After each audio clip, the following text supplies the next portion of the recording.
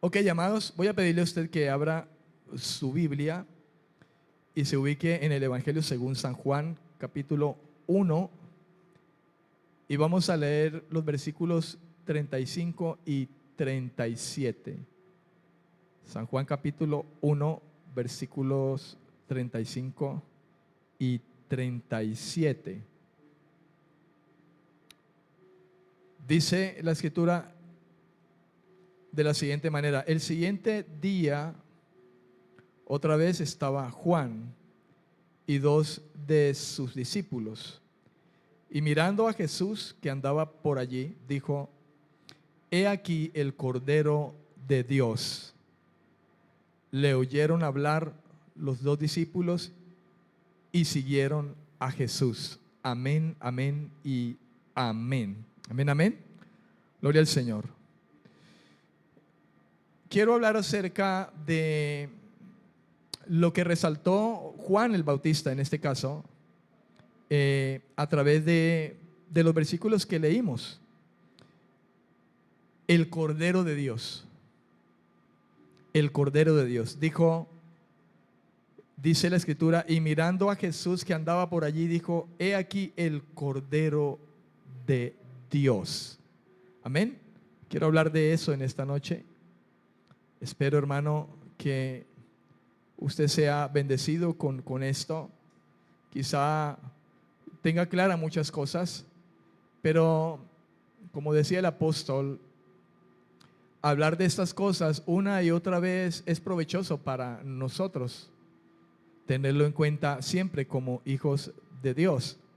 Su palabra ha sido revelada en nuestros corazones, pero su palabra es el alimento que cada día nosotros debemos de comer como pan de vida.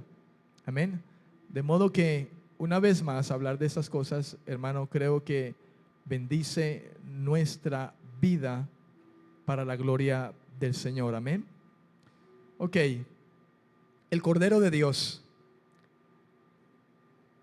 Hermano, la vida religiosa de los judíos siempre ha estado marcada por diferentes prácticas ceremoniales. Y eso lo vemos nosotros a través de las Escrituras. Cuando hemos ido a la lectura del Antiguo Testamento, como desde un comienzo, hermano, la práctica ceremonial, las prácticas ceremoniales eran algo importante en medio de la religión judía desde tiempos antiguos. Quizás hasta el sol de hoy, algo de ello está presente también. Y una de las prácticas que jugaba un papel muy importante fue la de los sacrificios de corderos, de animales. La Biblia habla de toros, de cabras, pero señala también la escritura corderos. De hecho, Juan, inspirado por el mismo Espíritu de Dios, se refirió a Jesús de esta manera, cuando dice la escritura que Jesús andaba por allí y Juan lo ve y dice: He aquí el Cordero de Dios, refiriéndose a Jesús, y estaba hablando específicamente a los judíos. Allí estaba Juan el Bautista como la voz que clamaba en el desierto y que había sido profetizado, ¿verdad?, a través del profeta Isaías para aquel tiempo. Cuando Juan el Bautista se refirió a Jesús como el Cordero de Dios que quita el pecado del mundo, los judíos que lo escucharon tuvieron que haber pensado quizá de manera inmediata en cualquiera de los muchos sacrificios que se hacían, muchos importantes sacrificios que se ofrecían en aquel tiempo.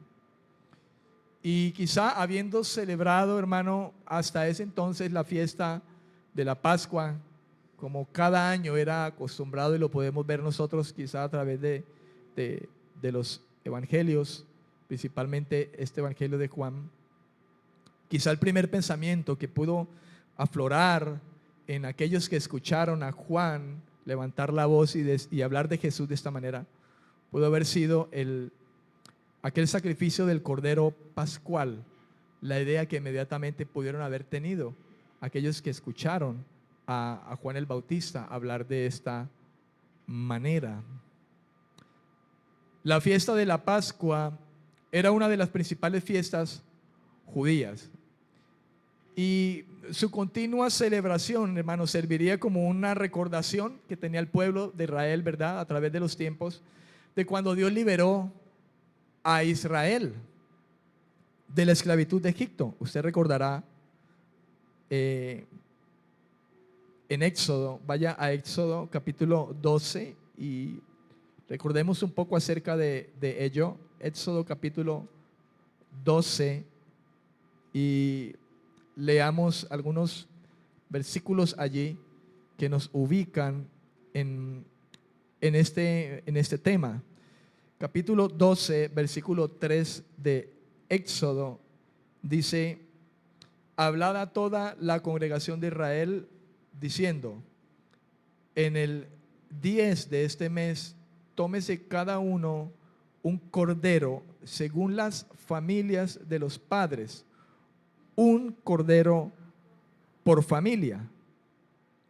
En el versículo 11 de ese mismo capítulo 12 de Éxodo dice: y lo comeréis así, ceñidos vuestros lomos, vuestro calzado en vuestros pies y vuestro bordón en vuestra mano, y lo comeréis apresuradamente en la Pascua de Jehová. Pues yo pasaré, versículo 12, pues yo pasaré aquella noche por la tierra de Egipto y heriré a todo primogénito en la tierra de Egipto, así de los hombres como de las bestias, y ejecutaré mis juicios en todos los dioses de Egipto, yo Jehová. Versículo 13, y la sangre os será por señal en las casas donde vosotros estéis, y veré la sangre y pasaré de vosotros, y no habrá en vosotros plaga de mortandad cuando hiera la tierra de Egipto. De modo, hermano, que lo que pudo haber pasado en aquella ocasión es que inmediatamente el pensamiento de los que escucharon esto lo relacionaron con esta acción de Dios en aquel tiempo, cuando los padres, ¿verdad?, hablando de el pueblo de Israel en aquel tiempo, fueron, hermano, liberados por la poderosa mano del Señor, sacando de la esclavitud, ¿verdad?, al pueblo de Israel de 430 años aproximadamente, según dice la Escritura. Y Dios se glorificó en gran manera, hermano, libertando aquella nación. Y como leímos ahora en estos versículos, Dios mismo mandó que se tomara un cordero por familia y que lo comieran, y dio indicaciones de cómo lo hicieran. Y esto sería, hermano, para que el pueblo de Israel fuera guardado, como dice la Escritura allí, de la muerte, hermano, porque la sangre de ese animal, de ese cordero, sería puesto en los dinteles de las puertas y sería señal para que ningún daño sucediera al pueblo de Dios en aquel tiempo.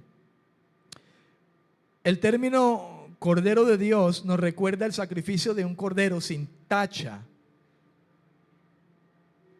sin defecto, de un año, dice la Escritura, que debía tener lugar 2 veces al día en el tabernáculo. Esta era otra de las cosas que también, hermano, recordaba ese hecho de que Juan hablara así, de esa manera, con respecto a Jesús. En Éxodo capítulo 29, ubíquese conmigo allí y leamos algo sobre ello, en el versículo 38 hasta el versículo 46. Fíjese usted, hermano, Éxodo 29, versículo 38, aquí habla de ofrendas diarias. Y dice la Escritura: esto es lo que ofreceréis sobre el altar: 2 corderos de un año cada día continuamente. Ofrecerás uno de los corderos por la mañana y el otro cordero ofrecerás a la caída de la tarde. Además, con cada cordero 1/10 parte de un efa de flor de harina amasada, con la 1/4 parte de un hin de aceite. de olivas machacadas, y para la libación la cuarta parte de un hin de vino. Y ofrecerás el otro cordero a la caída de la tarde, haciendo conforme a la ofrenda de la mañana y conforme a su libación en olor grato, ofrenda encendida a Jehová. Esto será el holocausto continuo por vuestras generaciones a la puerta del tabernáculo de reunión delante de Jehová, en el cual me reuniré con vosotros para hablaros allí. Allí me reuniré con los hijos de Israel, y el lugar será santificado con mi gloria, y santificaré el tabernáculo de reunión y el altar.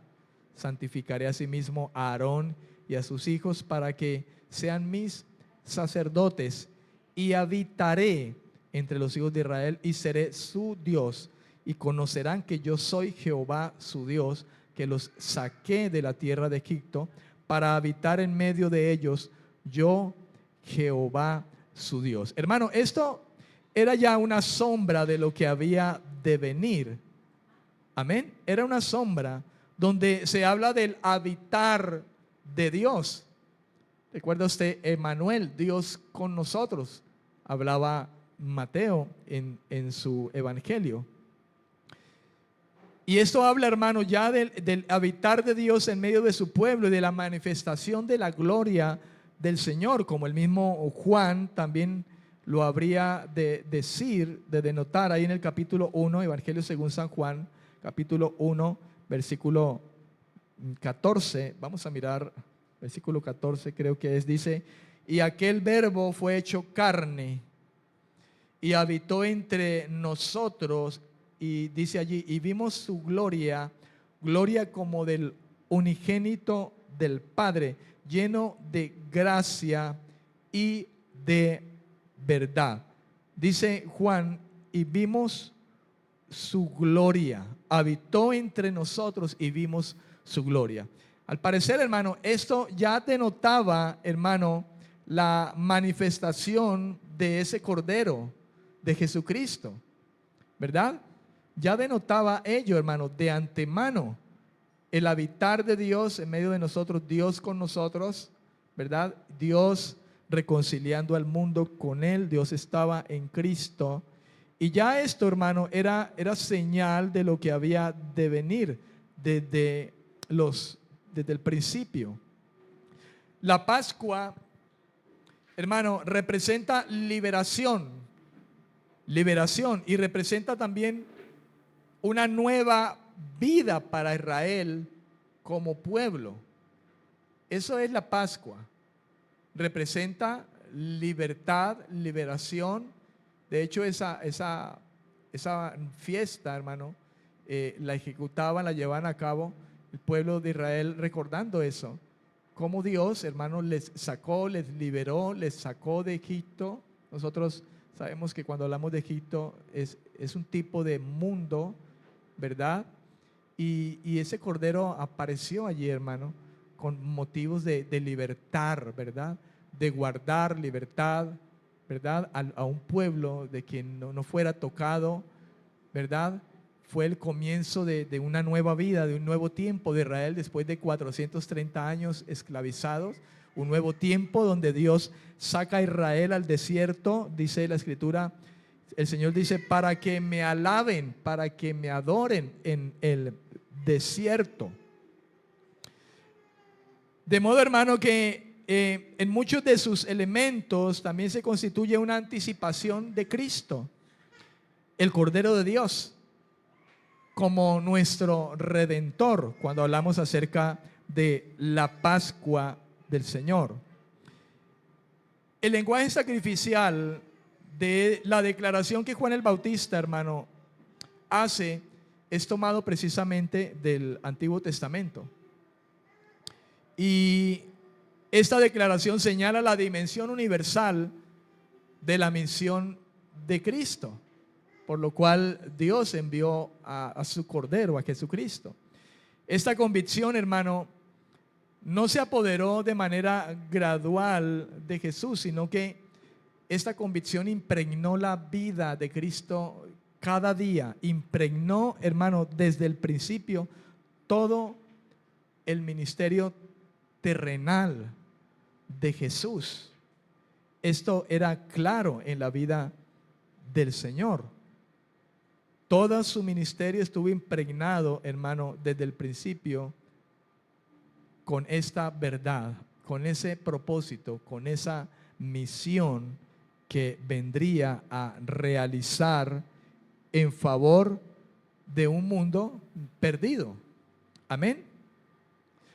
Veamos algunos aspectos que la Biblia señala acerca de la figura del Cordero, que señala al Señor Jesucristo en su misión salvadora.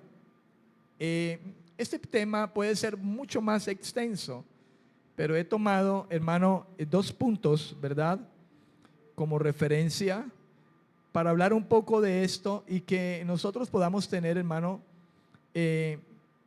recordar el conocimiento que de alguna manera podamos tener acerca de ello y de la importancia, hermano, de lo que representa esto para nosotros en nuestra vida hoy, ¿verdad?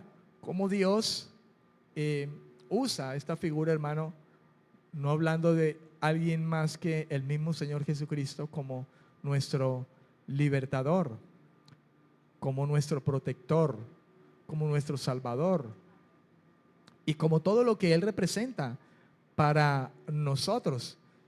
Y que Juan, inspirado por el Espíritu de Dios, Juan el Bautista, intencionalmente, hermano, lo hace, ¿verdad?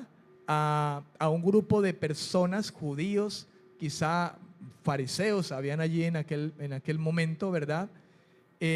Con respecto a los planes de Dios desde un principio, con todo aquello de los sacrificios que ellos hacían desde tiempos atrás, y que muchos de los estudiosos de aquel tiempo, como el mismo Nicodemo, ¿verdad?, no entendía esas cosas y siendo maestro no sabía de muchas de las cosas que quizá él tenía en conocimiento, hablando acerca de los profetas, ¿verdad?, y de todo el Antiguo Testamento. Así que, número uno, un aspecto importante, hermano, en señalamiento de la misión salvadora de Jesucristo con respecto a cómo Juan lo nombra, ¿verdad?, lo identifica con propósito, a propósito, diría yo de alguna manera, al mismo pueblo de Israel acostumbrado a los sacrificios, ¿verdad?, y trayendo de alguna manera, quizá de alguna manera, digo yo, el perfil del Señor Jesucristo y del porqué de esos sacrificios en un principio, ¿verdad?, que apuntaban a Jesús. Número uno, el Cordero de Dios fue destinado desde la eternidad. Este Cordero de Dios que señaló Juan el Bautista fue un Cordero destinado desde la eternidad. Desde la eternidad. Pedro, que estaba en aquel tiempo, hermano, y fue uno de los hombres llamados, de los primeros llamados a seguir al Señor, como leíamos ahora, que le seguían.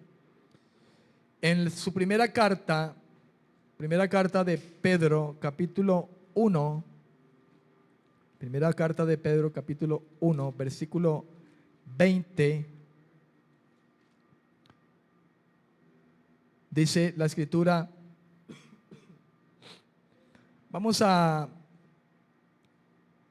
leer, sí, el versículo 20 dice: ya destinado desde antes de la fundación del mundo, pero manifestado, dice Pedro, en los postreros tiempos por amor de vosotros.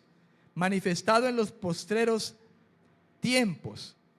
Para Pedro, esos postreros tiempos serían los tiempos mismos que estaba viviendo él. Pedro está hablando de que desde antes de la fundación del mundo ya había sido, hermano, destinado para manifestarse en esos tiempos en que el mismo Pedro, ¿verdad?, vivía.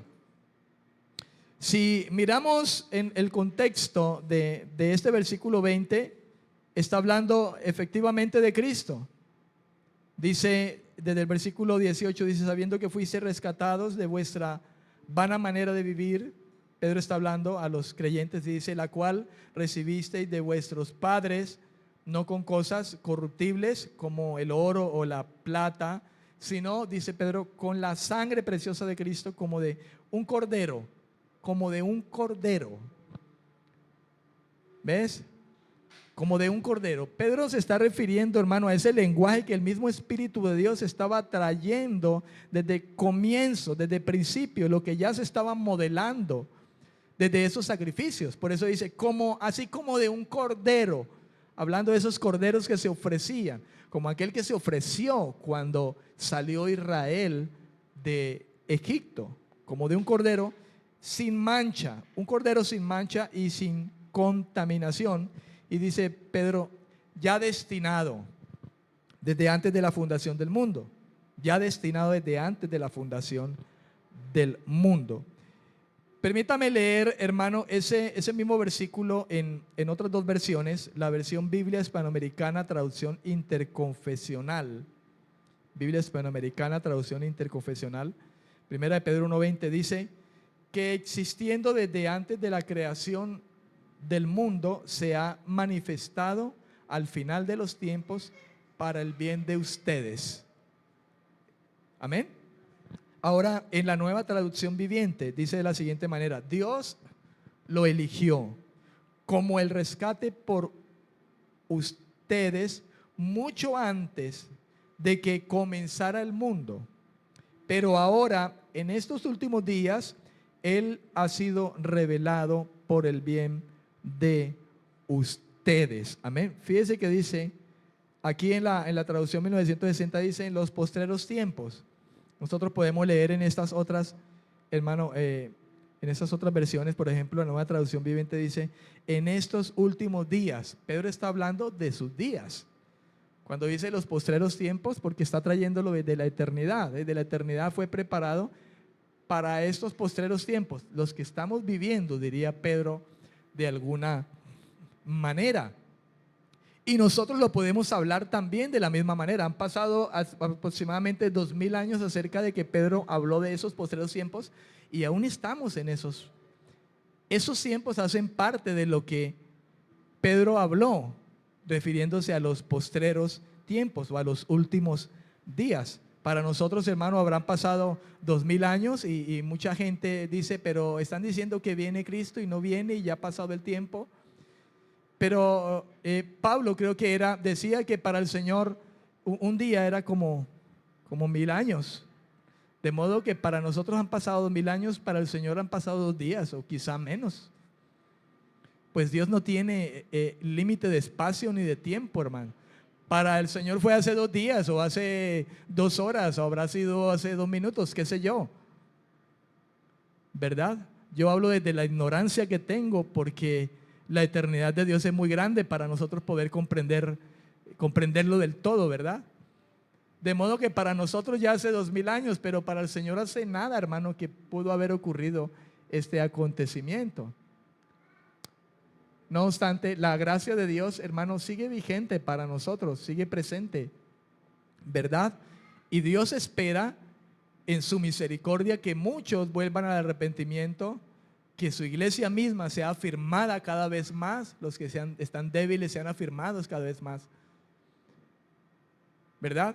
Porque Dios tiene planes y Dios nos ha revelado sus planes a través de la Escritura, pero hay muchas cosas que quizá no están aquí, pero están en los pensamientos de Dios, pensamientos que son mucho más altos que los nuestros.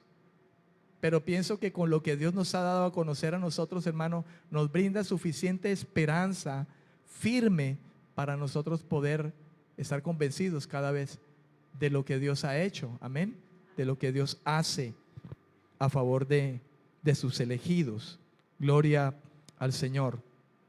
Desde antes de la creación del mundo, Dios ya había determinado, escuche, la encarnación de Cristo. Ya lo había determinado. ya había determinado de que Jesucristo, Dios el Hijo, se haría hombre. La encarnación de Cristo se manifestaría como hombre en medio de nosotros. Y con ello también, hermano, había ya determinado su muerte. Como dice en el versículo 19, con la sangre preciosa de Cristo, refiriéndose a su muerte, su sangre derramada, refiriéndose a su muerte, pero también refiriéndose a su resurrección de la misma manera, como dice en el versículo 21, de ahí de primera de Pedro 1:21, y mediante el cual creéis en Dios, quien le resucitó de los muertos. Desde la creación del mundo, ya Cristo, hermano, ya estaba en planes de ello. Por su venida a la tierra, Cristo ha puesto en marcha, hermano, el último periodo de la historia con respecto a los hombres. Diríamos nosotros con respecto a la gracia, la espera de Dios. Este periodo de la gracia, con Cristo, hermano, con su venida a esta tierra, Dios pone en marcha ese último periodo de la historia. La gracia de Dios, en la espera a que los hombres se vuelvan a Dios, en que vuelvan al arrepentimiento, en que en todo lugar los hombres se arrepientan, como dice Hechos capítulo 17. Dios manda a todos los hombres en todo lugar a que se arrepientan, por cuanto el Señor ha establecido un día en que juzgará por medio de aquel varón a quien destinó, ¿verdad?, a todos los hombres. Él ha puesto con su venida, hermano, ese último periodo de la historia, y es en la que estamos nosotros precisamente, hacemos parte de eso que estamos viviendo ahora, hermano, está en marcha.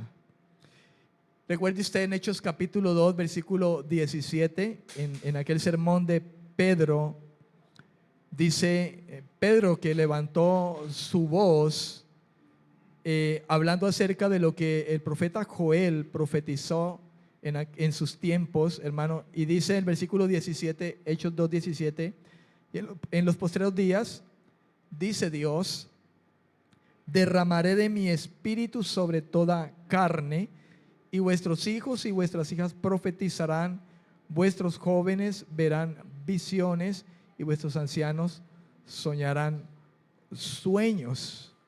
De modo que usted ve allí cómo, hermano, el mismo Pedro, inspirado por el Espíritu de Dios, señala esto, hermano. El tiempo, ese tiempo que ya el Señor a través del profeta Joel había señalado, hermano, y que desde esos tiempos hasta el sol de hoy, hermano, nosotros somos partícipes de ese tiempo en los que hemos creído, sobre los cuales ha derramado el Señor su Espíritu. Toda carne que cree, toda carne que llega a la fe, ¿verdad?, que es abrazado por la gracia del Señor. Ok, hay una palabra, hermano, ahí en 1 de Pedro 1:20, en la Reina Valera 1960 dice, ya destinado.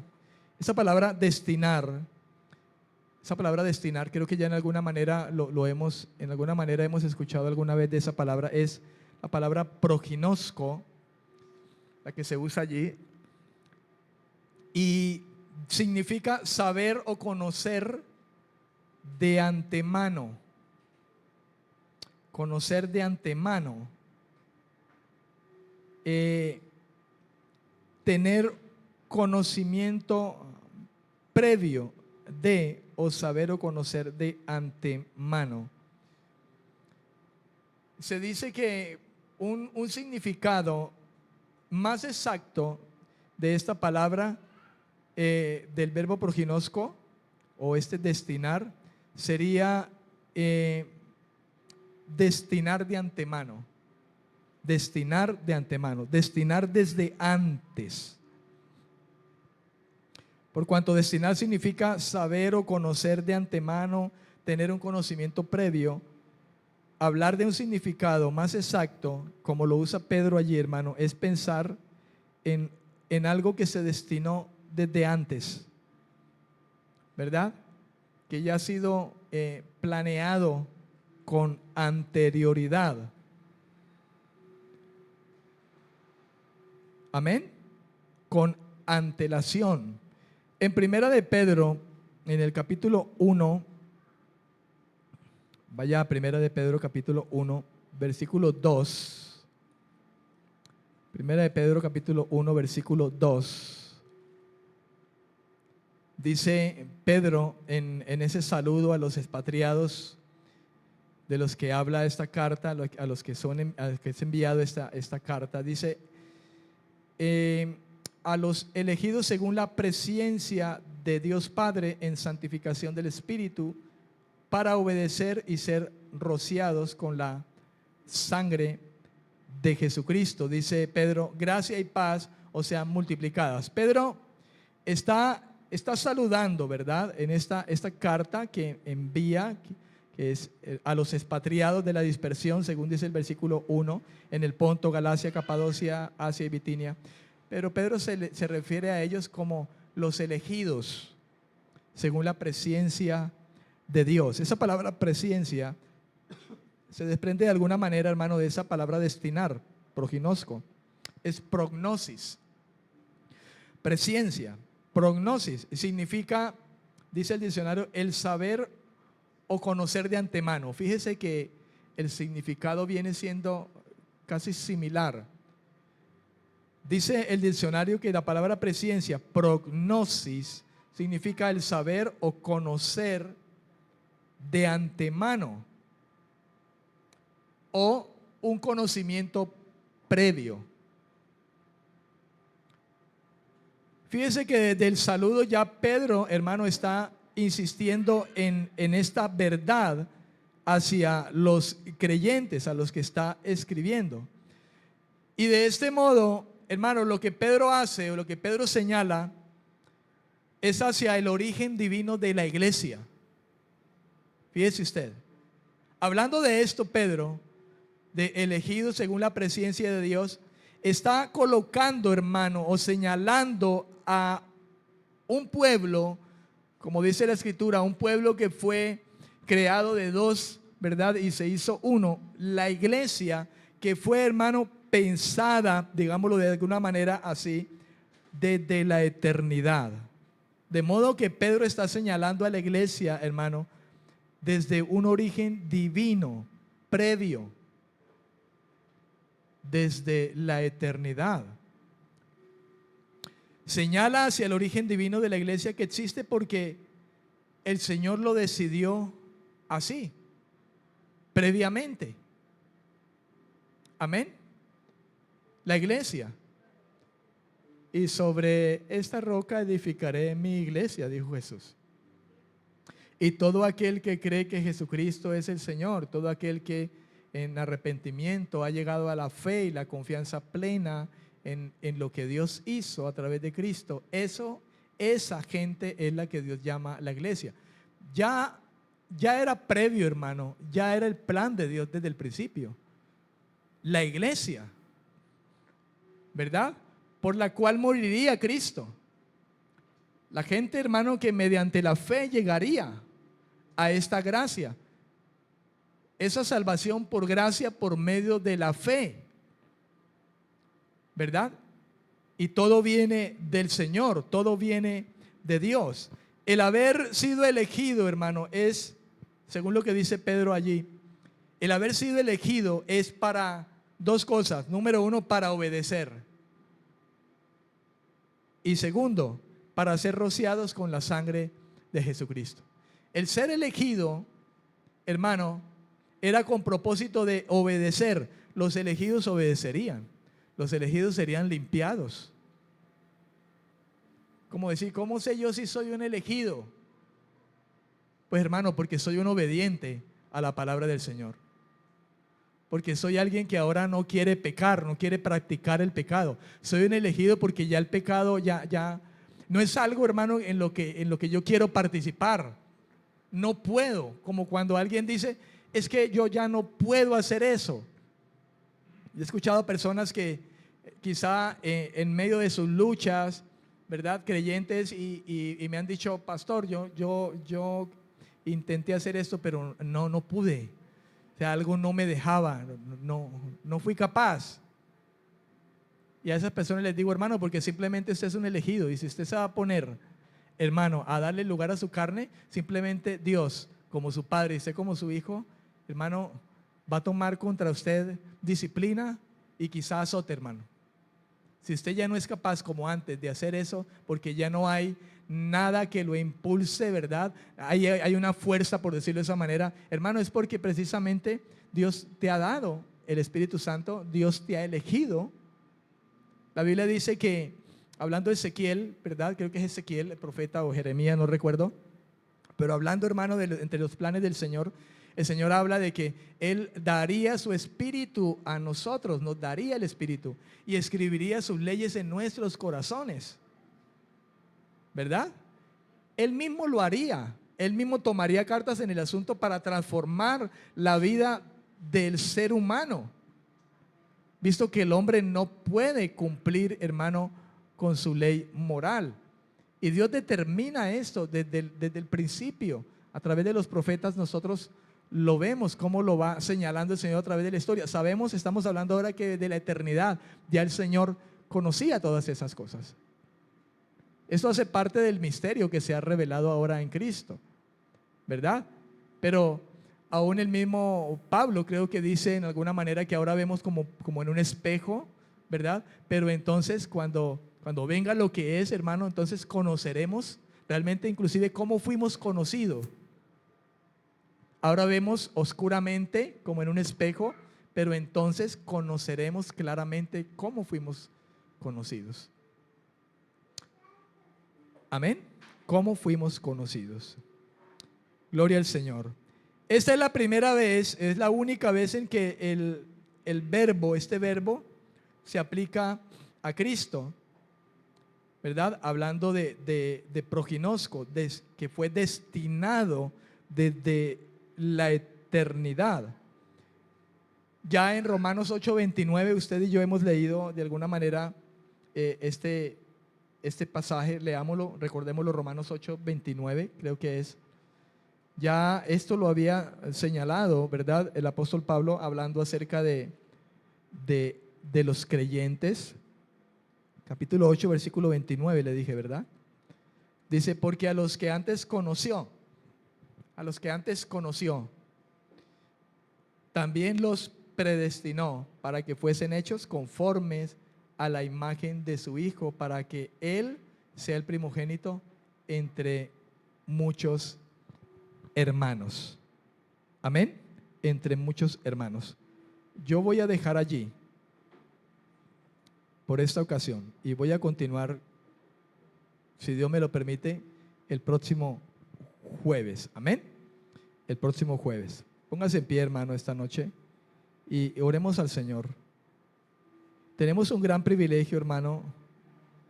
¿Qué habrá visto Dios? ¿Qué habrá visto en nosotros? Si nada bueno tenemos.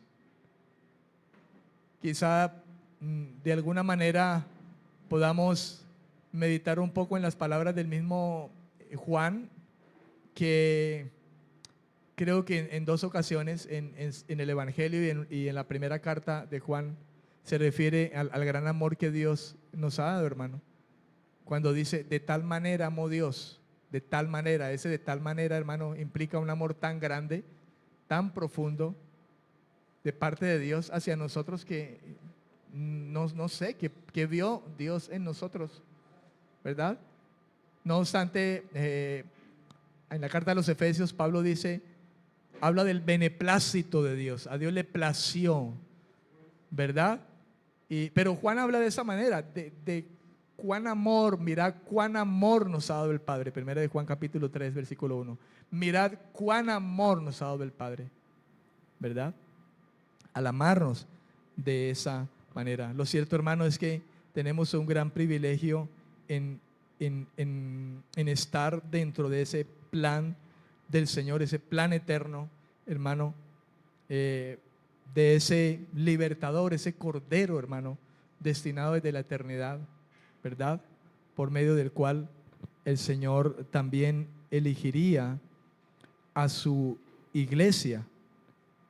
La iglesia, hermano, este pueblo que Dios ha establecido y de la cual usted y yo hacemos parte por su gran bondad, hermano, fue planificado desde el comienzo, elegido según la presencia de Dios, según el conocimiento de Dios.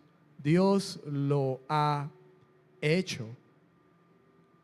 Y como dice Juan también, entonces le veremos cara a Él.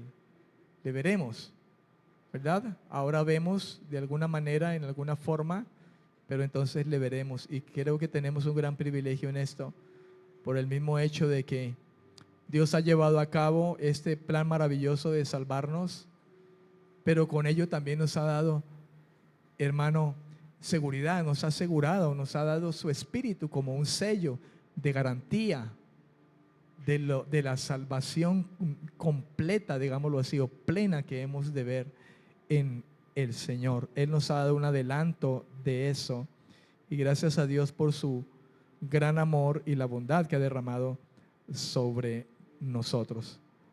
Señor, te damos gracias en esta noche.